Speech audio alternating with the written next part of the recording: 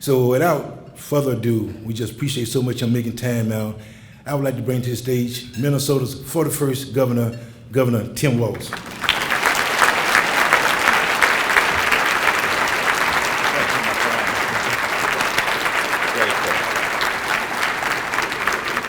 Good morning, everyone. President Sanders, once again, thank you on behalf of all Minnesotans for the work you do. And I know you were a little further up the road there in St. Peter than Mankato, but your legacy is strong across this state.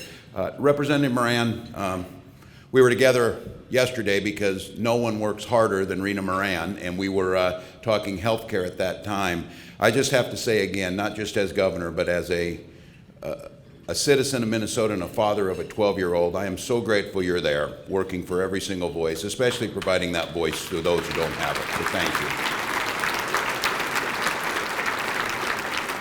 I know Mayor Carter will be joining us in the work that he does, and sitting at a table of folks that I've had the privilege to work with, and I would say be mentored by our Department of Public Safety's Commissioner John Harrington. Thank you, and you and your family. Chief Axtell, Colonel Langer from State Patrol and St. Paul Police, thank you. And your presence here speaks volumes for what is valuable. And to each and every one of you, thank you for being here. It truly takes a village. And I think the words that Otis said, that no one in this state or this society is invisible or disposable. And the incredible grace that comes with forgiveness and redemption. And while there's elected officials here, there's nonprofits, there's the supporters in the business community, and there's our faith community, which I think all of us know the human condition requires all of those things. A safe place to lay your head, an opportunity to live with dignity, and a connection to something bigger than yourselves. And I think it's absolutely appropriate. I had the privilege of spending a little time yesterday at Temple Israel on Yom Kippur.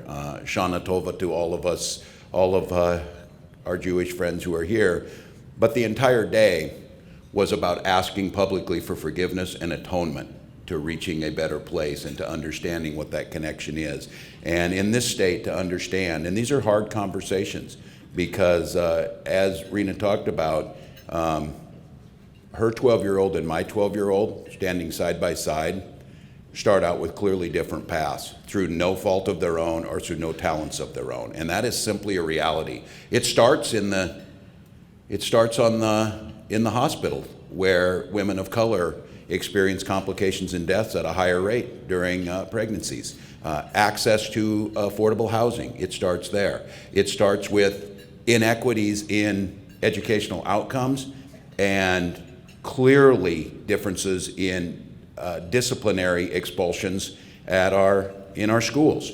And then we're surprised that we have such disproportionate number of incarcerations and, again, wasted opportunities to tap into those talents, wasted opportunities to do the things we need to do on the front end of understanding, but by the grace of God goes each of our children, and that circumstances do matter. And again, no one is asking that there not be responsibilities. We often hear that, personal responsibilities.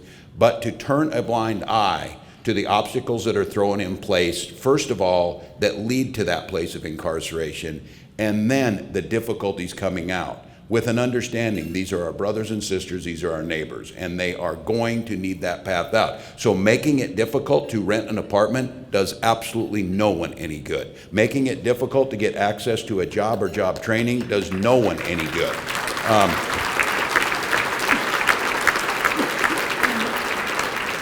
And so collectively together, and I think this is what drew me to the mission of Ujamaa Place, this idea of redemption, this idea that this is not an easy journey for all of us, but we are all in it together. So the First Lady has spent her professional life working towards these issues. We know they're challenging, we know they're difficult, and we here in Minnesota will not do what's a very Minnesota thing to do. My dear friend and our Lieutenant Governor Peggy Flanagan often says, when Minnesotans turn into one of these places on race and inequity, that's when we ask each other if we want pie. Would you like pie? And then we turn the conversation in a little more of a kind of tamp things down a little bit. We may want pie, but we're going to have the conversation on race, we're going to have the conversation on redemption, we're going to have the conversation on incarceration, and we're going to have the conversation on equity and inclusion, even if it's uncomfortable. And so I want to thank all of you for coming on a morning to understand that. I want to thank you for being part of it. And I will put my plug in my solicitation, because Otis was exactly right. I picked up the phone and I wrote a letter, but I also wrote that check that's important personally. So I would ask all of you. So thank you.